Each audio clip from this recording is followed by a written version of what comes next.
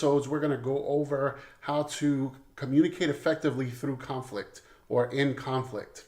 There's a world renowned psychiatrist, Dr. John Gottman, that created this test that could, to a 93% or better predictability rate, could predict divorce if these four elements were present, consistently present in couples' communication styles when in conflict.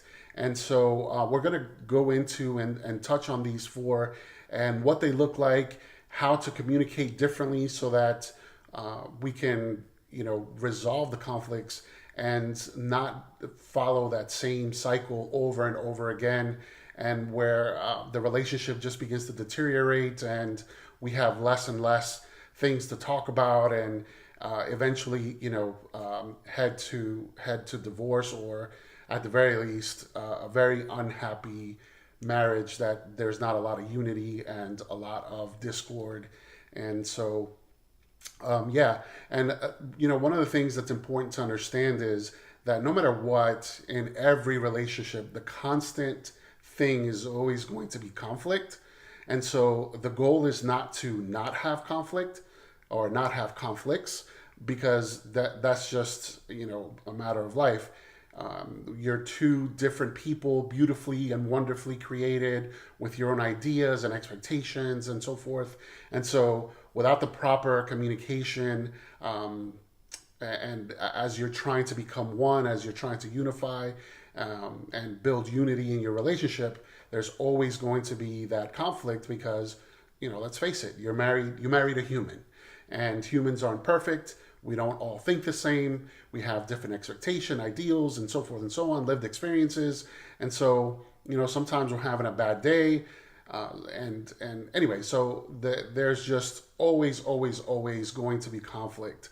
And that's not a bad thing, right? Because every time we're able to resolve a conflict, and every time we're able to effectively get through a conflict, what happens is that our relationship deepens and it becomes a more and more beautiful thing. And so the more conflicts that you resolve, it's almost like another thread that you're pulling around this and creating this rope, and it just gets thicker and thicker the more you're able to have an understanding and how to communicate and effectively through conflicts. And that's the other thing I want to add to that is, in communication, right? A lot of us think that communication is about the words that we speak, and terminology and vocabulary and so forth. And yeah, that is part of it, but ultimately communication is all about connection. And so you can't have connection without understanding. Just think about it in terms of like your Wi-Fi, right? Like you go into a place and you're like, hey, what's the Wi-Fi password? You see the Wi-Fi and you want to connect to it. Well, without the password, without the proper words, right, your phone or device will not connect to the Wi-Fi.